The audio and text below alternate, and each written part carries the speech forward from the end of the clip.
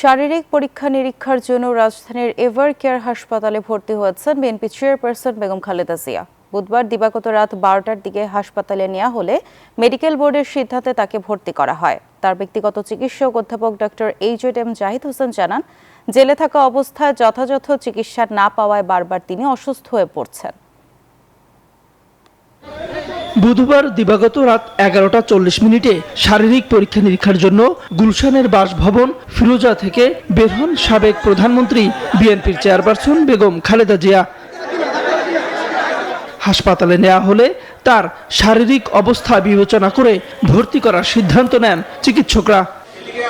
পদ্মা সেতু, metro rail এবং elevated expressway নির্মাণের গর্বিত অংশীদার বসুন্ধরা সিমেন্ট। এরপর বেগম জিয়ার ব্যক্তিগত চিকিৎসক অধ্যাপক ডাক্তার এইচ.এম. জাহিদ হোসেন সাংবাদিকদের জানান, চিকিৎসকদের সিদ্ধান্তে বৃহস্পতিবার কিছু পরীক্ষা করা হবে, তবে তার শারীরিক অবস্থা স্থিতিশীল। মেডিকেল বোর্ডের ডাক্তার সাহেবরা ওনাকে দেখার পরবর্তীতে আজকে ওনাকে ভর্তি রাখা, কিছু পরীক্ষার প্রয়োজন আছে।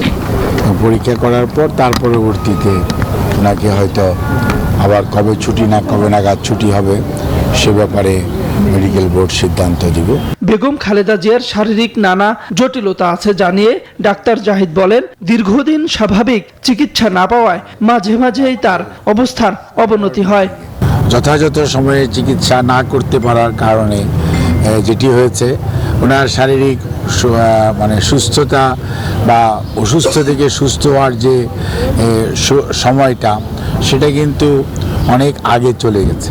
এই সমস্ত রোগের যে ন্যাচারাল কোর্স অফ ট্রিটমেন্ট যা হওয়া উচিত সেরকম না হওয়ার কারণেই ওনার মাঝে মাঝেই ওনাকে আপনারা দেখছেন যে আমরা লন্ডনেও চিকিৎসার জন্য যখন উনি গিয়েছিলেন ওখান থেকে মোটামুটি উনি বেশ সুস্থ হয়ে উনি দেশে ফেরত আসার পরবর্তীতে উনি আবারও অসুস্থ বোধ করেন। বিএনপির ভারপ্রাপ্ত চেয়ারম্যান তারেক রহমান খালেদা জিয়ার চিকিৎসার সার্বক্ষণিক তদারকি করছেন। এছাড়া আগামী 2-1 দিনের মধ্যেই তার বাড়িতে ফেরার আশাবাদ ব্যক্ত করেন এই চিকিৎসক। তাওহিদুল ইসলাম, নিউজ 24, ঢাকা।